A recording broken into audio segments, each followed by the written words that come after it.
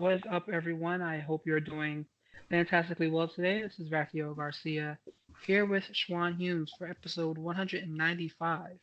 195 of the MMA Ratings podcast. I'm here with Schwan as always. Hey, my man, how you doing over there, sir? Not too bad. Just enjoying the weather for the most part. Luckily, we have power, and some people don't, so I can't complain. How bad is it over there, man? Like, are you getting any snow at all or no? Oh no, it's already it's snow though. The parking lot is completely covered. All the apartments and buildings and roads are completely covered. I mean, it's for people who live in like in the East Coast. It's probably more like what's normal for them, but out here it's just excessive. So a lot of stuff is just basically shut down. People not going to work and just losing power left and right. Man, that fucking sucks, dude. But you and the family are safe? Yep, everybody here is good. Good stuff. I know I may not be safe though, man. I don't know if you saw me tweet about it this week. Did you see that my mom listens to the show? Excuse me, what?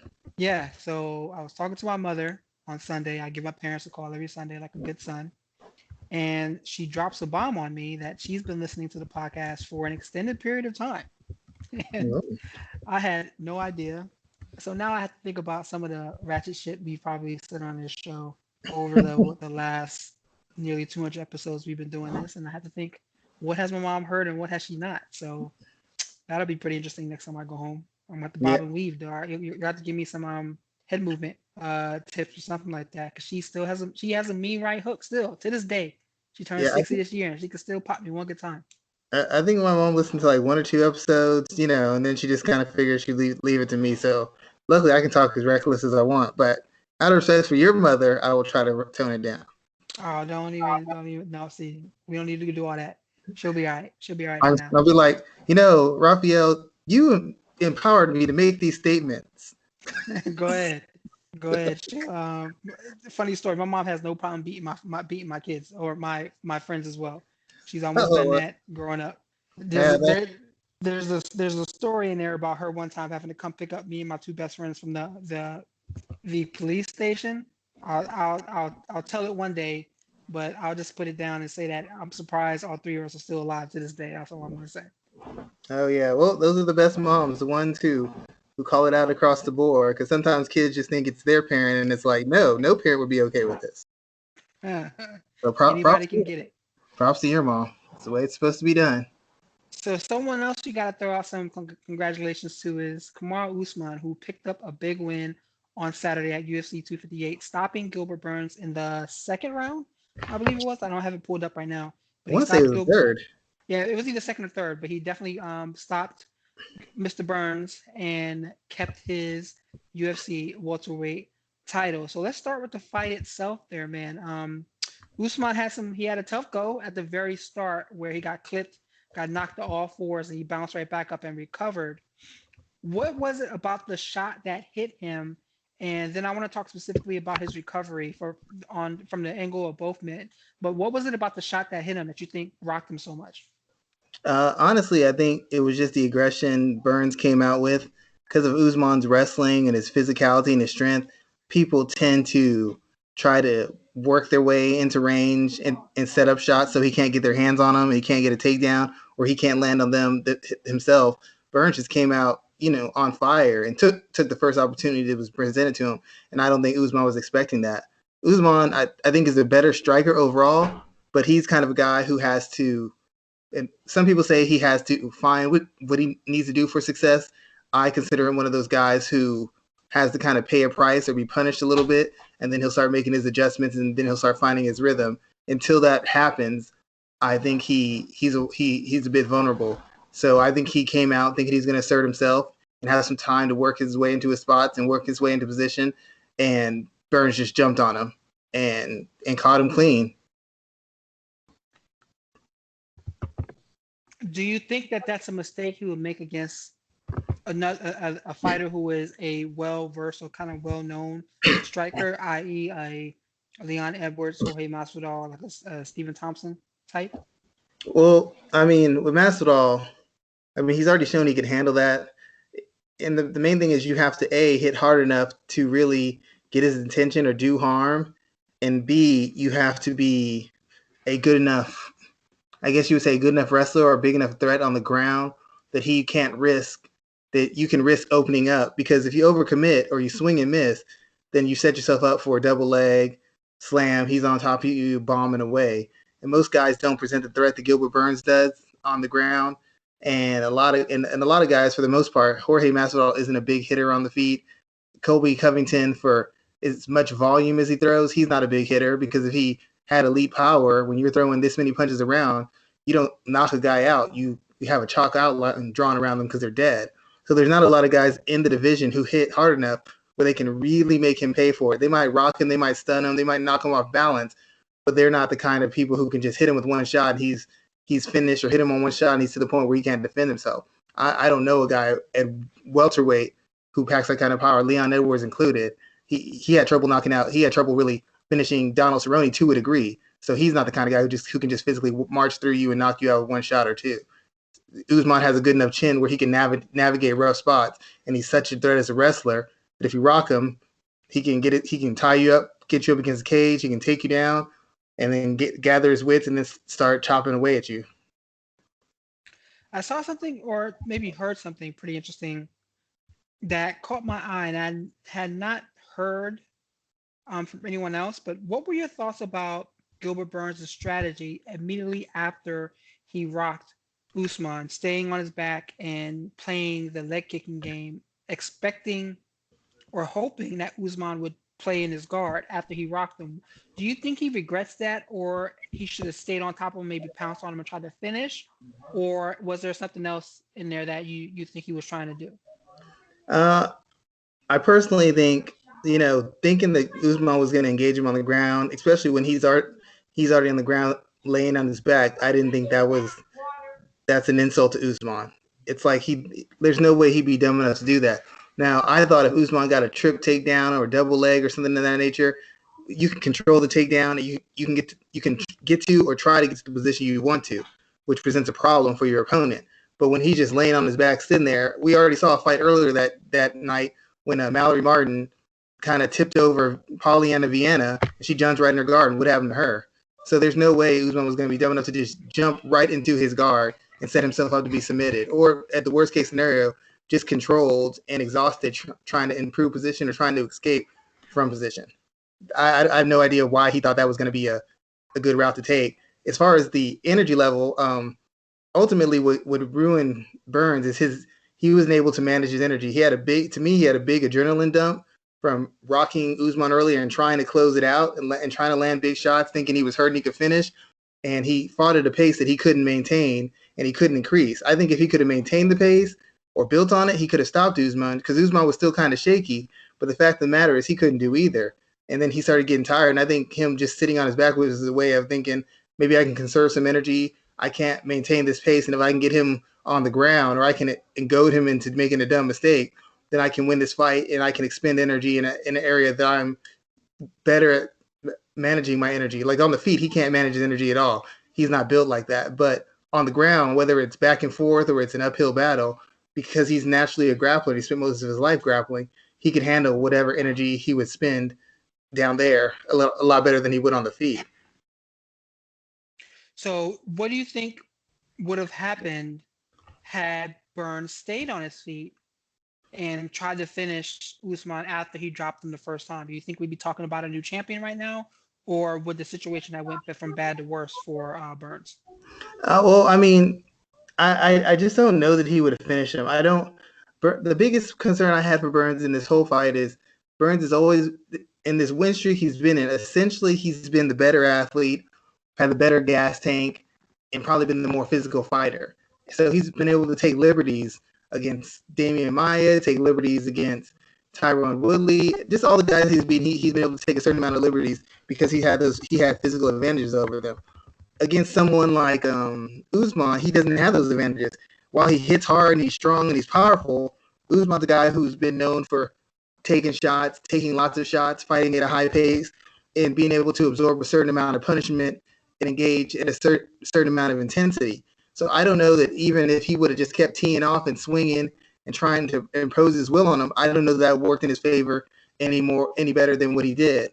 I still believe that a lot of the reason Usman knocked him out wasn't so much because of Usman's power, was because Burns basically burned his arms and his legs out trying to finish. In that second round, he tried to turn it on. Usman was still a little shaky. Usman was still a little gun shy, and he was trying to rack up damage, and he was unable to hit the right shot to finish. And he ultimately gassed himself out. So then when Usman started hitting him with the jab and following up, his legs were gone. I don't know that he was just outright hurt by the power. I don't think he had anything left in his legs or his arms. So every time he got dropped or every time he got hit, he was stumbling around and unable to recover. Okay, I think that's pretty interesting there. But regardless of what we may have thought have occurred, we still see that Burns lost. Usman is still the champion, and the conversation has really turned to what's next for both men. And I think it's very interesting to hear people talk about Usman and what his legacy is, because the name Georges St-Pierre has come up quite a bit. I, for one, do not think Usman's current run is anywhere near what GSP did, and there's a couple of different reasons for that. Obviously, because GSP defended the title 9 times. I think he had 12 title fights. He had 11 title fights, 12 fight win streak when he won a title in 2 divisions. Do you think that Usman can get to that point, that he can put together a comparable run compared to the GSP Schwan? That's the first answer I want to ask you. Do you think in 3-4 years we're looking at a situation where he has a comparable run to Georges St-Pierre, or why not? I mean, to a degree, you could say that, because so far he hasn't really lost. The biggest difference I see between him and Georges St-Pierre is Georges St-Pierre, when he won his fights, for the most part, he was in control from start to finish. Again, at the peak of his powers, when he fought, BJ Penn he pretty much dominated him. When he fought John Fitch, he pretty much dominated, outclassed him on the feet, outclassed him in wrestling exchanges, outclassed him in grappling exchanges. Same thing with BJ Penn. When he fought, just like the large majority of people he fought, whether it's Dan Hardy or whoever else he fought, he essentially dominated them. He outclassed them. There wasn't any real back and forth. There wasn't really any spots where you found him to be in trouble. In fact, if somebody landed a shot or two or stunned him or defended a takedown, we went nuts, because we were so used to Georges St-Pierre having clear 50-45 wins over guys where he was just dominating every round. I mean, he dominated Josh Koscheck. He dominated Dan Hardy. He dominated John Fitch. It's like you just see the fights and you go through them and it's just domination, domination, domination, domination, domination, domination. There weren't any real points of contention. And in two of his last fights, Usman has been pushed fairly hard. He stopped Colby Covington, but at a certain point, it looked like Colby Covington was going to take over that fight. Against Gilbert Burns, he stopped Burns and he looked dominant in doing it. But early on, for the first round and a half, Burns was on him, and he looked a little shaky. A lot of people didn't think he was going to make it through the round. I think he can match the numbers, but a lot of the guys he's fought aren't as accomplished. And I know nowadays we'll say that the people he's fought could beat the guys that Georges St-Pierre fought, but you can't control the area you fight it. All you can control is who you fought and how you performed against them. Georges St-Pierre has beaten more accomplished guys. Matt Hughes was a how-many-time welterweight champion. Why? Was a welterweight champion. Go ahead. I think Matt Hughes was a 2-time champion. Yeah, okay, 2-time champion. BJ Penn had won a lightweight championship and had won a welterweight championship. John Fitch had been top 3. He not just was top 3 before he fought GSP, he was still a top 3 welterweight for years after he fought GSP. It's like the guys he was fighting were much more accomplished and had taken tougher roads to get to the top. Gilbert Burns, his ascension to the welterweight title shot, I don't know that he was beating any really high-class guys. Colby Covington, for as good as he's been, he wasn't beating a whole lot of tough guys on his way up either, to be honest. I mean, he beat Robbie Lawler, but Robbie Lawler wasn't the same Robbie Lawler he used to be. He beat RDA, but RDA was struggling at welterweight. He beat Damian Maia, but at this point, it's who hasn't beat Damian Maia at welterweight. So he beat some good, not great fighters. When GSP was beating these guys, these were guys who would have been champions if GSP wasn't in the way. And I can't say the same for the guys that Usman has beat on his way up. I mean, except for Leon Edwards, I don't know that anybody else I could guarantee I could say would be a potentially dominant champion. When St-Pierre was beating these guys were cleaning out the division. They were beating everybody else, so they had to get St-Pierre. A lot of the guys that Usman's been beating, in my opinion, are guys who were in the right place at the right moment. The only person I think who really deserves a title fight, as far as his record and his performance, will probably be Leon Edwards, and I don't even like him that much. But, Burns, I don't know that he really deserved one.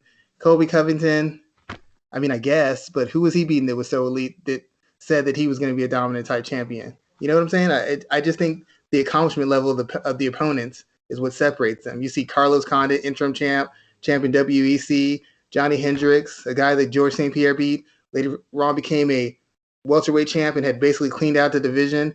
It's like things like that. Little details are what separate their levels of greatness. I still think what Usman is doing is great, but I don't think he's doing it against the same caliber of opposition as far as what they've accomplished and how dominant they've been in the division.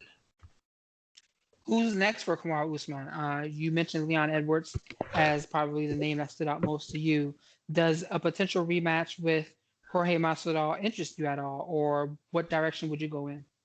Well, if I'm Usman, you want Masvidal, at least I think you do, if he still has the hype and he still has the fans behind him, because that's a payday. That's a fight that gets you money. There's no other fight that generates that kind of money for him. Leon Edwards has to get a win. He hasn't fought in, a year now? He has to get a win over somebody with some kind of ranking for him to justify getting a title shot. It's not that I don't think he couldn't do it or he's not worthy. He just hasn't fought in a while, and it'd be kind of ridiculous to just hand him a title shot right off the bat. He'd probably have to beat a Gilbert Burns or Colby Covington or somebody. But as far as earning potential, it'd have to be maybe Jorge or Colby. If they're, those would be the two fights that would generate the most interest and possibly a decent payday. As far as who deserves it, I guess Leon Edwards, but he probably still have to win one more fight. I don't know who else is out there who you could just put in against Usman in the next 3 to 6 months right now. I think Wonder Boy's hurt. Obviously, just be Burns. I think Covington's got to fight. I guess Jorge Masvidal, unless, they set something else up for him. But as far as money, it'd be Masvidal or Colby Covington.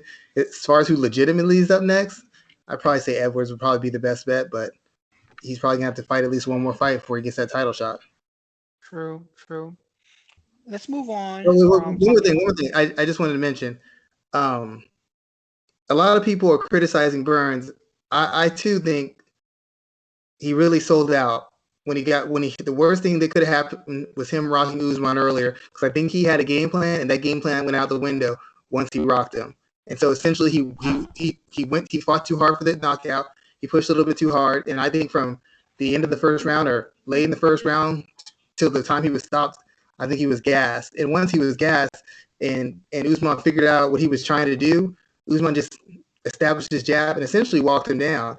I don't think Burns was the kind of guy who could fight at a high pace and have a back and forth fight or have a fight where he doesn't get to have his way, because all the wins he's had, he's essentially had his way. If you look at the fights, he's dominated position, he's dominated submission attempts, he's dominated striking. And my concern for him against Usman was what's going to happen when he can't bully somebody? What's going to happen when he has pressure on him? What's going to happen when it requires a certain amount of work rate to get to your spots or to break the pressure and he can't maintain it? And that was my concern. I didn't think he had the physicality or the cardio to get to the spots he needed to or keep Usman from the spots he needed to get to win.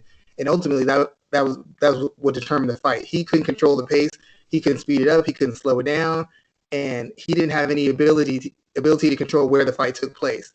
Once that was taken off the board, essentially Usman just walked him down. You can say it was because of the jab. You can say it's because he made a technical adjustment. But it ultimately came down to the fact that Burns could not dictate where the fight took place, and he could not dictate the pace of the fight. And without those two advantages, he really had nothing for Usman. All right. Okay. Good stuff there, sir. I always appreciate your analysis. Let's move on to the co-main event where Alexa Grasso got an important win over Macy Barber, winning I think she got all 3 rounds on most of the cards. I think there was 129-28 in there, but Grasso, she looked very, very good in this fight, and a lot of people are talking about her as if she's turned a corner. Schwan, what do you think about that? Has Grasso become the person that we thought she would be, or is this more of a knock against Macy Barber? It's really a knock against Macy Barber. I think Macy Barber is a talented fighter. Like physically, she's durable. She has great heart. She seems to want to be great. She has physical strength. She hits pretty hard. But to me, she doesn't have an identity as a fighter, and she has a huge technical hole in her ability to box. Like she's good at clinches, she's decent at long range, but in that in between spot where you have to get through to get to those clinches or to set up your takedowns, she's essentially a heavy bag with arms. She couldn't get a step in before. She was getting popped with a jab by Grasso, getting hit with a 1-2, and she tried to step in the clinch, and Grasso would spin out, or Grasso would exit out on an angle, or Grasso would just back her off with a short combination because Macy Barber not only can't put her punches together in mid range, she can't block or slip punches or counter punches effectively at mid range. So there's been this huge egregious hole she's had in her style probably since she began, definitely since she's been in the UFC, and it's been exploited multiple times, and they have yet to address this hole, which is shocking to me because if I can see it for somebody who's never seen her live and I don't know her at all, I don't see how her corner doesn't see it, I don't see her camp doesn't see it, and I don't know why they have not addressed that. It made Grasso look better than she is because Grasso is the type of fighter she fights in spots. She fights off momentum. If you jump on her early and kind of give her some resistance, she'll slow down. She'll start panicking. She'll start kind of capitulating to pressure. Happened with Felice Herrig, happened with Esparza. Even in her debut at the weight class, she was having some issues because her opponent wouldn't go away and her opponent kept pressuring her.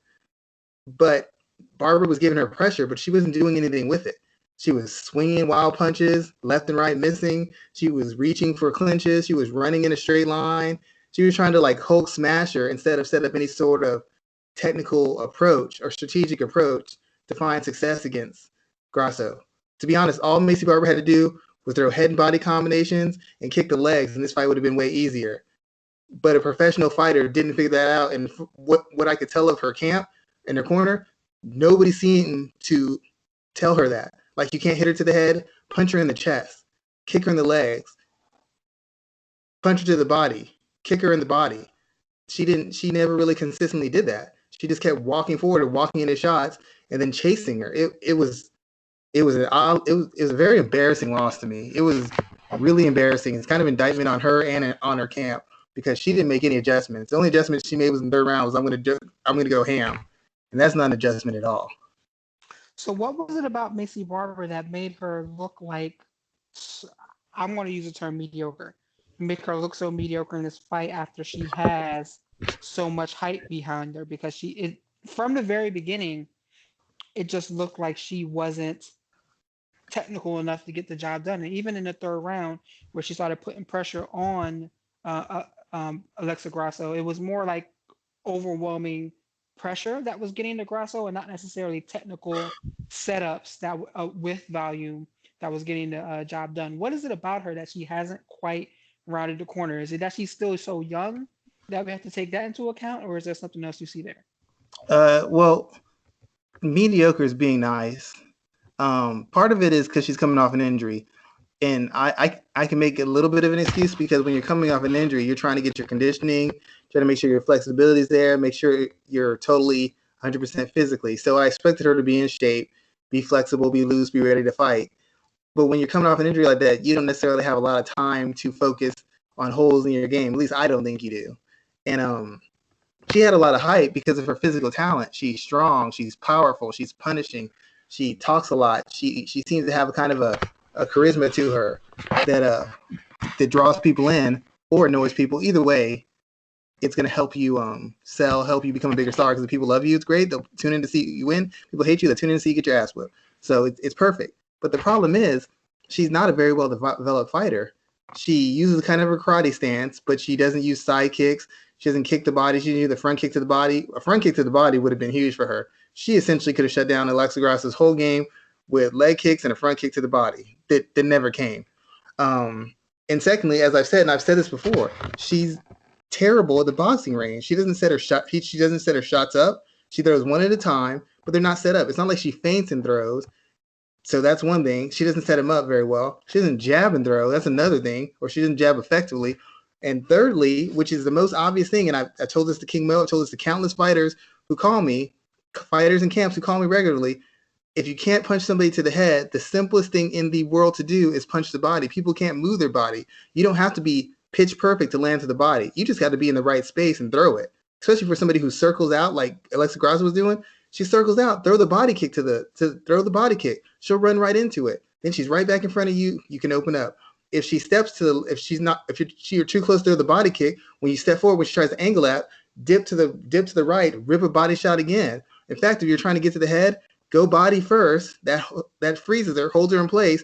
Then you go to the head. Body, head, body, head. So even if you miss, you come right back down the body, freeze her again, have another chance to get to the head. At some point, it helps you find a rhythm, it helps you land, and helps you slow down your opponent. But nobody in Macy Barber's camp has figured that out from day one, and they still have not figured it out. They bought into the idea that she's a great athlete, to that narrative, and it got clearly exposed. She's been beaten up in mid-range before. She got beat up by oh my God, I can't remember, but some girl dropped her and had her rocked in the first round.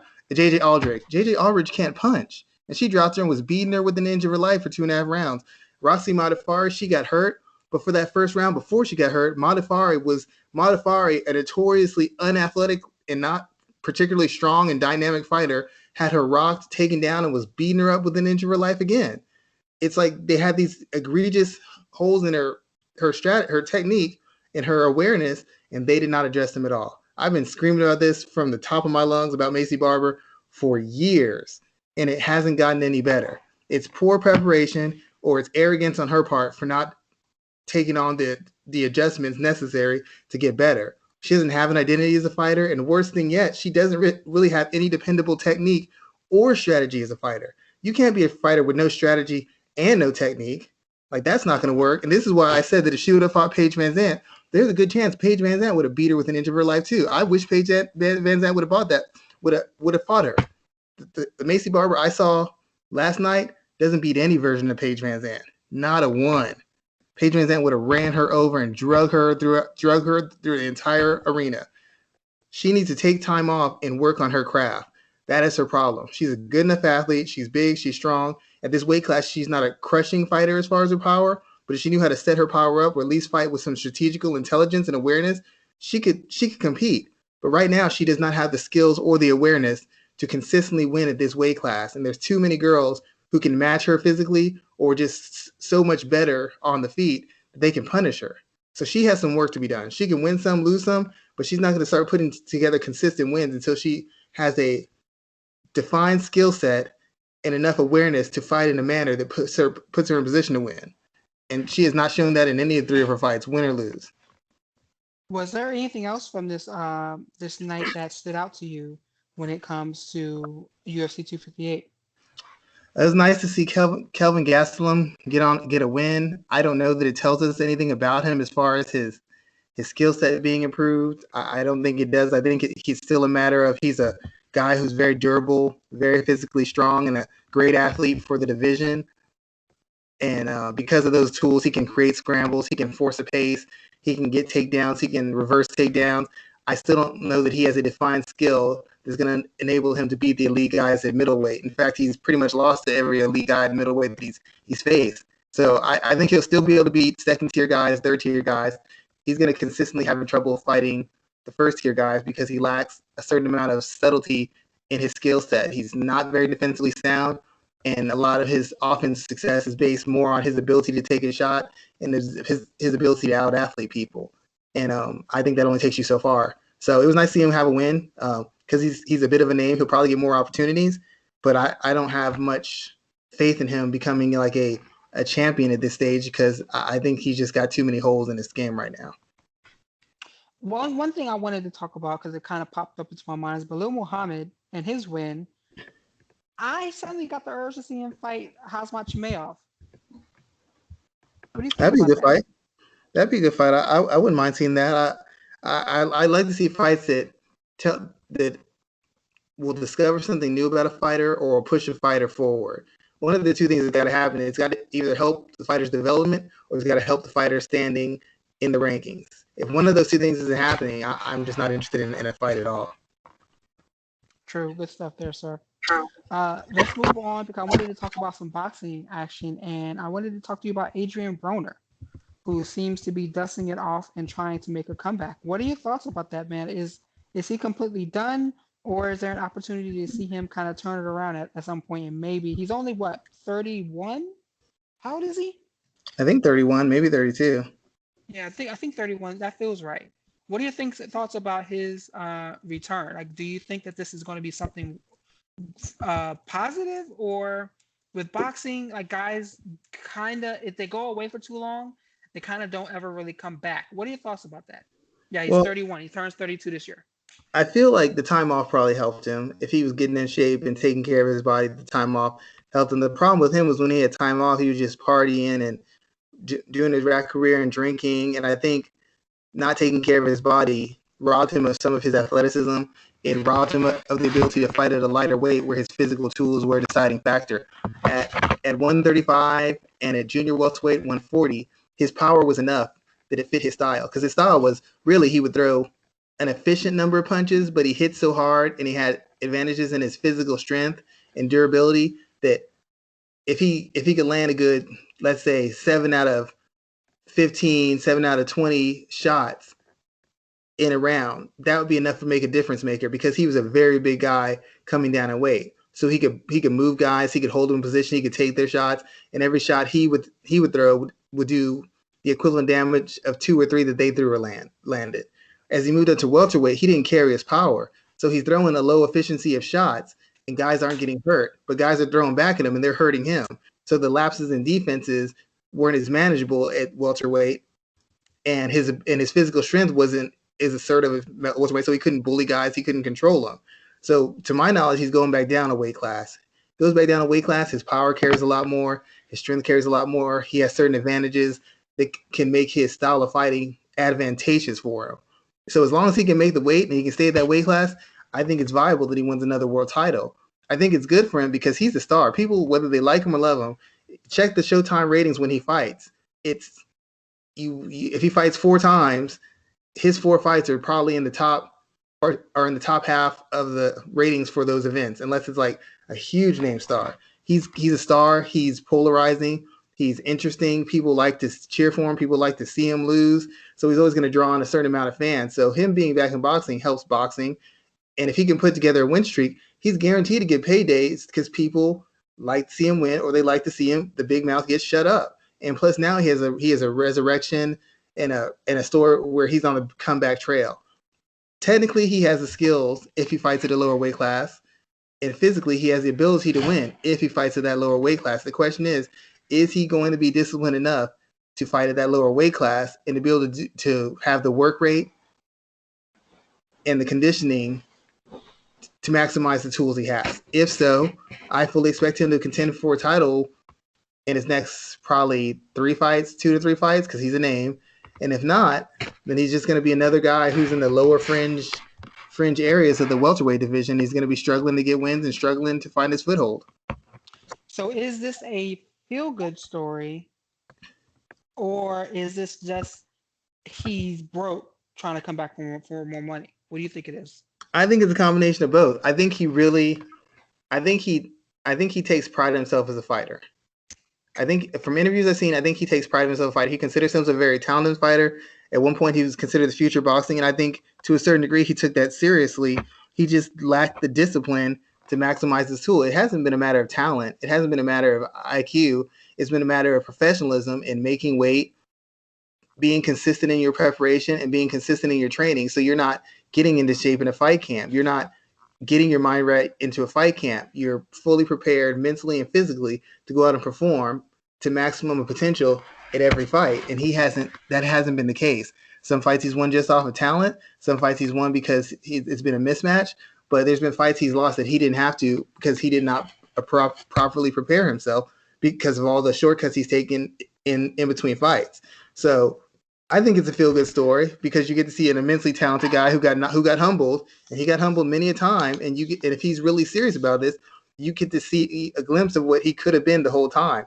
If he's really serious, it could also be a horror story or a very depressing story in the fact that even if he is serious, maybe he's done too much damage to his body. Maybe he's too far gone. And maybe some young guy or some unknown guy knocks him off the rails and he really suffers a setback. We don't really know. That's what makes it interesting. That's what creates the drama. That's what's going to draw people in to see if he can be better than he was or if he's going to be the loudmouth fraud that so many people predicted when he first came onto the map. Before they couldn't say anything because he wasn't losing and he was racking up titles. But then he started losing, and for every win he had, there'd be some kind of circumstance. It'd be a low blow. It'd be he didn't make weight. It'd be a split decision fight that could have went either way. So, I mean, this is a great story for boxing media, for combat sports media, and for fans, because one set of fans is going to get their way either way, and boxing media has a great story to cover. For Adrien Broner, this is a very dangerous fight. No matter how much he believes himself, no matter how much he knows he's capable of, the fact of the matter is he has wasted some very important years in his career, and this is do or die for him. There probably won't be a second act if he can't perform in these next one or two fights. I can agree with you on that, sir. I think it'll be an interesting combination to see what his real motives are, and that'll kind of show us how serious he's taking it. Everyone, you don't want to see people suffering, I guess is the word to use. He was charged with sexual assault, I think, like 3 times. There was sexual assault, actual assault. Yeah, he knocked the guy out. There was a point where people thought he was going to commit suicide because of what he was posting on social media. So he's gone through some dark shit. So the thing about it is a lot of it's been self-inflicted. Yeah, it's also inflicted. You were gifted with immense talent. You, because of your personality and how you approach things, you were a star on HBO. You became a star on Showtime. Maybe not a Floyd Mayweather type star, but a guy who brings in top ratings and get $2 to $3 million no matter who he fights. Even when he was on losing streaks, people were calling him out because he draws eyes. You beat him, you get a lot of attention. They can leapfrog you into bigger fights. Before Mikey Garcia got his fight at Errol Spence, who did he fight before? Adrien Broner. Before Maidana got his shot at Floyd Mayweather, who did he beat? Adrien Broner. It's like, because he's such a name and he generates so much interest, there's a lot of opportunity for money and opportunity for big paydays and bigger fights if you can get past him. But a lot of his problems have been him being irresponsible with his money, him being immature, him abusing alcohol, I don't know about drugs, and him just making some really bad decisions in the people he deals with and people he's around. And it's just yet another cautionary tale for any athlete or somebody who has a talent, that talent won't always save you. And if you don't make the most of it and then live a intelligent or responsible life outside of it, that talent's not going to save you. That money won't be there. I mean, he's probably made at least 30, should have made $30-40 million. And he's talking about he's broke. And he's legitimately broke. I mean, how does that even happen? You're right about that. And I want to move on to talk about a guy who Broner has fought, and Manny Pacquiao, because there was a lot of speculation around a potential fight between him and Conor McGregor, but now that Conor was dispatched by Dustin Poirier, that's off the table. What do you think is next for Pac-Man? Does he fight for more titles? Does he go after money grab types of fights? What's next for him? Honestly, I do not know, because there's no big money fight on the horizon for him. Adrien Broner was probably the biggest name that he could get, that he felt safe that he could beat. I mean, everybody else, Sean Porter is a tough fight because Sean's young. He's very physical. He's durable. He's athletic. So that's going to be an uphill battle. He already beat Keith Thurman, so there's no interest in that fight right off the bat. Errol Spence is probably a bridge too far for him to fight as far as a guy who's a name guy who's at the peak. That's probably too risky a fight for him.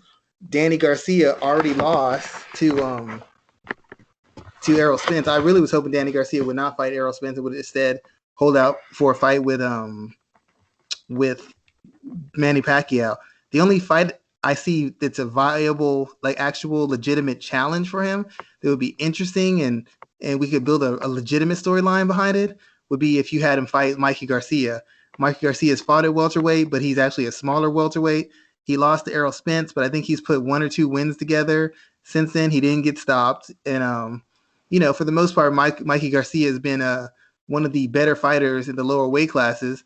And he has a skill set that should be able to cause Manny some problems because he's more of a a counter puncher who kind of picks his spots and uses defense to get guys to overcommit and punishes them for that. But there's not a lot of big money options out there for him. He'd probably have better luck if he retired and he just got into a bunch of YouTube fights moving forward if he really wanted to make some easy money. But if he's going to be a professional prize fighter, there's just not a lot of viable big name money fights out there for that man right now. And I'm actually going to use that as a segue there too, because how much more do you think we have of Manny Pacquiao? How much longer do you think he'll be around in the sport, and what will his legacy be when it's all said and done? He'll probably be, a top 5 fighter. He moves through so many weight classes. If you look through his resume, he's got multiple Hall of Fame guys on his resume that he's beaten. Miguel Cotto, Eric Morales. Oh God, there's just some people I can't even think of them right now. But he just beat Margarito. There's just been a lot of Timothy Bradley's guy he's beat. He'll probably be a Hall of Fame type guy. And plus the fact that he's Juan Manuel Marquez, another top level guy that he's beaten. He's beaten a lot of guys who were considered Hall of Fame guys. He's beaten a lot of guys who were former champions and current contenders. So he'll be considered one of the greatest fighters of all time. I don't know that he's in that echelon of Floyd, especially because of the way he lost to Floyd. I don't know if he's in that echelon to like a Sugar Ray Robinson, maybe even but as far as his popularity and the impact he had on the game and how much money he made and how his fights were basically events that essentially kept boxing afloat for a large period of time, I think he'll be considered one of the biggest names, one of the biggest stars, one of the biggest spokesmen for the sport, and probably one of the best fighters. You might even say, given how far his career's gone, from the weight classes he's dominated at, to the fact that he's at this age and he beat a legitimate, undisputed guy at welterweight, who was undefeated at the time. You might say he might be a guy who ranks in that top. Some people say top 15, some people say top 10. I doubt he would ever be top 5 type fighter, but a guy who would be in that area as far as a fighter, maybe top 10, top 15 type fighter of all time. I think that's about right. So I can agree with that. And you mentioned a Hall of Famer there. I want to talk about Leon Spinks because we didn't get the opportunity to talk about him and his passing. What is the legacy of Leon Spinks now that he has left us? He was a great fighter. He was a great talent. He was one of the more affable personalities in boxing. A lot of people just kind of were into his story and what he accomplished and how he went about his business as a fighter. He was very accomplished at 2 weight classes. He was an elite guy at both weight classes. But a lot of people are gonna, I don't know. It's kind of like one of those situations where you wonder how much further he could have gone or what he really could have been as a fighter, but you'll never really know because he never really, it's like after a certain point, he just kind of struggled and he never really reached that level of excellence again. It wasn't like Muhammad Ali who had multiple careers as a fighter where he fought and lost and retired and came back and lost and regained his title. It wasn't anything of that sort of dramatic movie type career. He had his moment, and then once his moment was past, that was essentially it. He wasn't much past that point. Beating Muhammad Ali was the peak of his career, and he never really built on it. After that, he lost to Muhammad Ali, lost another fight, and from that point on, he was beating second and third tier guys. But every time he faced one of the better guys, the better athletes, he just started losing. So it's disappointing because you have a guy who, for all intents and purposes, a gold medalist who had maybe all-time great talent who was never able to put it all together. And as a result, you have one of the biggest upsets when he beat Muhammad Ali, but he was really never able to build off it. Kind of like Buster Douglas beat Mike Tyson, he never was able to build off it.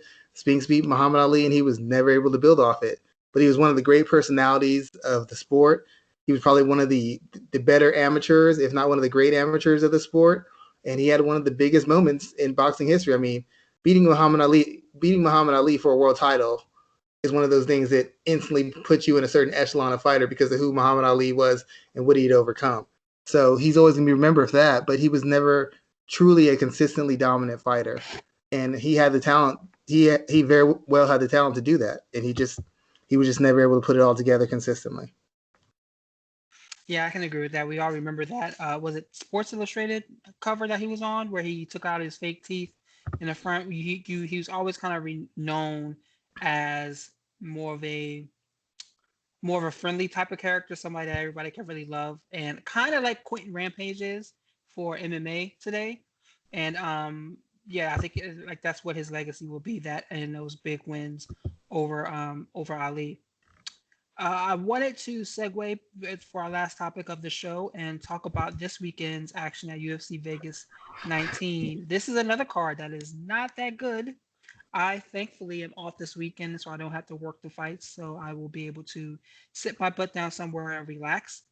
But the main event and co-main event has two important fights in two weight classes because there's a potential contender coming out of both of these bouts. Curtis Blaydes and Derek Lewis are fighting 5-round heavyweight tilt here. Schwan, first question is, does this fight go 5 rounds? Yes or no? I don't think it goes 5 rounds.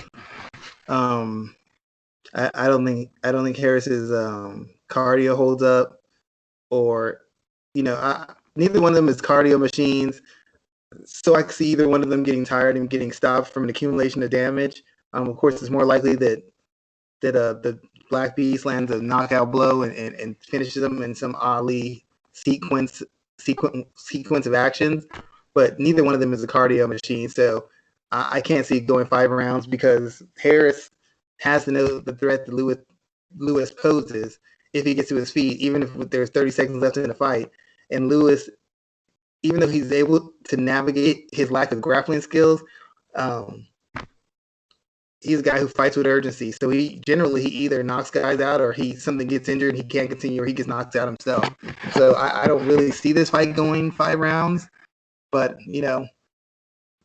yeah, I just don't see it going 5 rounds. If it does, it's going to be a slog of a fight. It's going to just be a horrible fight that's probably going to do more harm to the winner's reputation than a loss. So then the next part of that question is, does the winner of this fight get a shot? Do you see a title winner coming out of either one out of this fight? We're talking about this one first. It just depends on how the fight goes. I mean, if Lewis gets a crushing knockout win, he has the demand. He can demand a title fight. I don't know that he gets it because I think Jones is supposed to be the guy who challenges the winner of Stipe Francis. But if he knocks him out, then he can demand it because guess what? I've already beaten Ngannou, and I beat him not recently, but fairly recently, and I beat him pretty clearly. So he has an argument to make that fight. If Walt Harris beats him, I don't know what argument Walt Harris has because he's been beaten in less than 2 rounds by Francis Ngannou on 2 different occasions. And both of them, he had huge win streaks. So I don't know that he has an argument. He probably have to win at least one more fight to even entertain the chance of getting a shot if Ngannou wins. And quite frankly, I don't think Stipe would want to fight him. He's not a big draw. He's not an exciting fighter. At least Lewis has a bit of a cult following. You can generate some interest with him. It's a hard sale with Walt Harris. So if Lewis wins, we might have business either way with Ngannou or Miocic. If Walt Harris wins, he's probably going to have to win at least one more fight. Against who, I don't know, but he'll probably have to win at least one more fight. True. And let's talk about this co-main event because we're in a similar situation here with Caitlyn Vera and Yana Kunitskaya, where you have 2 women who are ranked 6 and 7 at 135. I think the easiest answer out of this is that no, a title challenger is not coming out of this fight here, but it's still an important bout. What are your thoughts about this women's bantamweight match? It potentially could be a title challenger because right now there's not a lot of viable names. I mean, I think whoever wins is going to be at least one more fight away from it. Like Juliana Pena, I would think she'd have to win at least one more fight to be eligible for a title fight. And whoever wins this fight, I would think would have to win at least one more fight to be truly eligible to fight to challenge the world champion. Because nobody's really made themselves stand out as far as I go. Nobody's been so dominant or so consistent where they can demand a title fight. But the good thing about that is in that division, it's so thin. And like I said before, nobody has stood out or been so dominant that everybody can make, if you can put 1 or 2 wins together, you can win 2 out of 3. You can essentially make an argument for why you should get to at least be in the discussion for a title fight. Yana Kudryashov, if I recall correctly, she should have won like what 1, 2 in a row, I think. And Caitlyn Vera had a win over Sijara Eubanks. I don't think a win over Sijara Eubanks is enough for anybody to start thinking that they deserve something. She probably have to win at least 1 more fight. And Kudryashov, even though she's won 2 fights in a row, once again she hasn't done it in a manner that's so dominant, or her level of competition hasn't been of that tells me, okay, Nunes needs to call her. Plus, neither one of these girls are named fighters. They're good fighters, but they're not named fighters. And I really think that Amanda Nunes is trying to make the biggest fights possible, to make the most money possible right now, and neither one of those girls gets her paid any more than fighting anybody else on the division. Oh, excuse me. Kudryashov has won 3 of her last 4. Which one of these ladies do you think has a better opportunity against Amanda Nunes? I would say Caitlyn Vera. Her boxing has gotten a little bit better. She's using a jab more. She's putting her shots together. It's not just a matter of her winging shots and crashing into the pocket to get takedowns. She's setting things up a little bit better. She's one of the better athletes. She's one of the more physically strong and durable and conditioned fighters. She finished Sarah McMahon quite decisively. And prior to her getting beat by Irina Aldana, she had been fairly dominant. I mean, she'd pretty much just been trucking girls, just physically dominating them, out-positioning them, roughing them up on the feet to a degree, and beating the hell out of them on the ground. So prior to that loss to Aldana, she'd pretty much shown herself to be the class of the division, beating Ashley Evans Smith. I mean, she wasn't beating great opposition, let's face it. Kat Zingano, Sarah McMahon, Ashley Evans Smith, not great fighters, but she was showing that there was a huge separation between her and the rest of those fighters, something Kudryashov hasn't done. So based off physicality, athleticism, and conditioning, she has the physical tools to test Amanda Nunes. I don't know that she takes a shot well enough, and I don't know that she's defensively sound enough to navigate the spots necessary to make Nunes work at the pace necessary to exhaust her and to put her on the defensive. I haven't seen that level of crap from her. I haven't seen that level of IQ or direction from her corner either. But based off the physical tools, and that's the most easiest thing to gauge, I would say Vera. Kudryashov is not particularly physical as far as her strength. She doesn't take shots very well, and even though she's smart and has done some slick things in the cage as far as takedowns and setting up strikes and getting the clinches, against the better athletes, there's been a big gap in how she's been able to maintain positions or be defensively responsible. Against Aspen Ladd was losing to her, but then when Aspen Ladd decided she's going to be aggressive, she just basically walked through her. She got Cyborg down with a slick ankle pick, but from that point on, Cyborg just was basically ragdolling her and beating the hell out of her. Amanda Nunes is at least comparable to the athlete that Cyborg is, and is probably a more explosive hitter. So if Cyborg can ragdoll her and have her way with her as far as positioning and finish her with strikes, I don't know that Amanda Nunes couldn't follow suit. True. Good stuff there, sir. Schwan, man, you had a lot to add to today's show, dude. Why don't you let us know what you're working on and where everybody can find your stuff? I did an article on camps. I sent to Mike. That'll probably be out sometime next week or 2 weeks. I did an article on Black Lightning that breaks down 2 of the fight scenes from 2 characters in there. Actually, 4 characters from there, but Gravedigger, played by Wayne Brady, versus Painkiller, Thunder versus Cyanide. And then I also just finished an article focusing on the characters who will be appearing in the Falcon and Winter Soldier, breaking down the legendary fight scene between Georges St-Pierre's Batroc and Captain America, and focusing on the Winter Soldier versus Agent Carter and the Black Widow. So I knocked out 3 articles in about the last week and a half. Probably start knocking some more out. And other than that, I'm just engaging people on Twitter who want to talk about camps or talk about fighters. I had a couple fighters in camps who somehow got my number, which is weird because I changed it twice, but they still got my number and were asking me about some potential matchups, who they should fight, who give me a scouting report on their fighter or a scouting report on an opponent.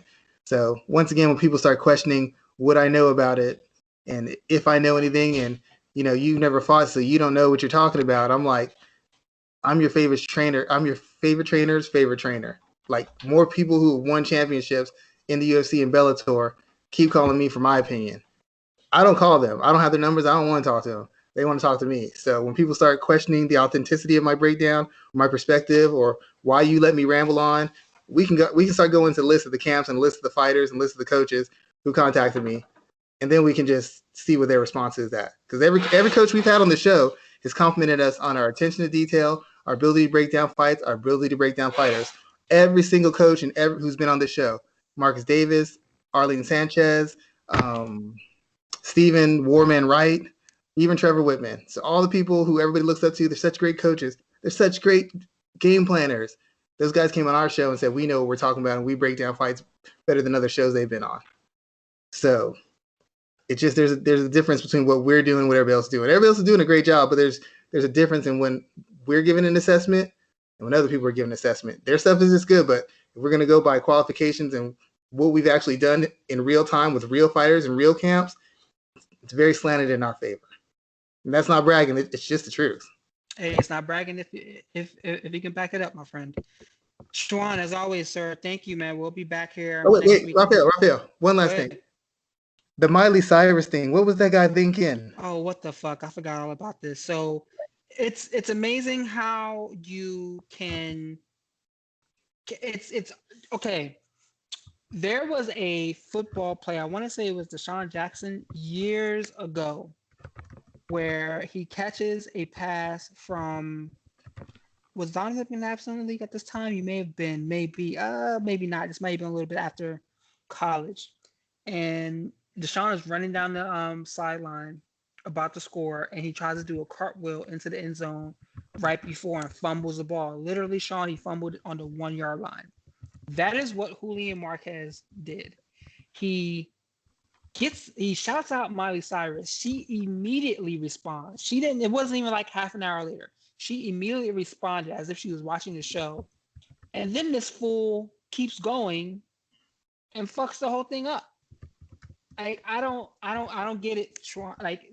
This is a prime example of how stupid and ridiculous a lot of the men are in mixed martial arts, because you can see how male fans talk to MMA, female MMA fans and sportscasters and fighters, et cetera. They have no idea how to treat women whatsoever, or no idea how to interact with them. This is yet another prime example. It's not yet, because she's flirting with you about shaving this in your chest, and she's yours. And I don't know if he has a girlfriend. Maybe that's why he didn't do it. That's fine. But the thing about it, there you go. That's another problem. But the thing about it in this is he fumbled the bag. Like, if you do this, you become a viral star in the UFC. Do you know how hard it is to get the attention of the UFC brass?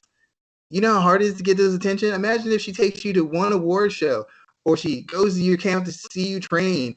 You can call your shot over who you're going to fight next, even though you haven't been fighting particularly well. It's hard to get a Q rating in MMA. Most MMA stars, most YouTube stars are better known than the top 10 in any division in mixed martial arts. And here you call out one of the biggest stars in the world. She responds to you, and your response is to make it a man. Now, I mean, I guess maybe I could say he's got swag because he had the guts to do it. I'm just going to say he fumbled the bag and blew a huge opportunity to separate himself from the rest of the masses in his division and in the sport. That's what he messed up. I don't care about him dating Miley Cyrus, but the fact you had a chance to increase your Q rating and have all eyes on you, this would have been a huge story in a positive nature. ESPN, Entertainment Tonight, whatever magazine you can think of, it would have been huge. And for some reason, he just decided, I don't know what he's thinking, but I know he cost himself a lot of money, and I know he blew an opportunity to really build his own brand and separate himself from other fighters. Because right now he's just another fighter who won another fight. If he would have played that right, he'd be the fighter who's going out on some Valentine's date last second with Miley Cyrus. And whether it works or whether it doesn't, most likely doesn't, the boost to his visibility would have been worth anything. Yeah, I hear guys saying, "Oh, well, that would have been beta for him to shave it in his chest." Who cares? Dude, this is a money business. This is a very short-term living. Do what you can to get to the money. Do what you can to get to the money. It's MMA, dog. Like, mixed martial arts, people are just idiots. Like the I'm men telling in I'm, this sport are just idiots. I'm telling you this much. Dana White saw this coming. Dana White was thinking, "Thank God she responded. I know he's not going to mess this up for me. Thank God." And then he saw his response and he said, "Jesus Christ, this guy has just cost us millions of views and millions of dollars because he's an idiot." I know Dana was He killing himself. I know Dana was like, "Let me get out of this is sport right an now. idiot. Let me He get out of is this sport right now." an idiot. So yeah, let's go ahead and close out, Schwan, and thank you again for having my back this week. We'll be here next week to talk more about mixed martial arts and everything going on in the space. I thank you all for another show, another week of listening to the MMA Ratings podcast, and we'll be back for episode 196 next week. Have a great weekend, everybody. Have a great weekend.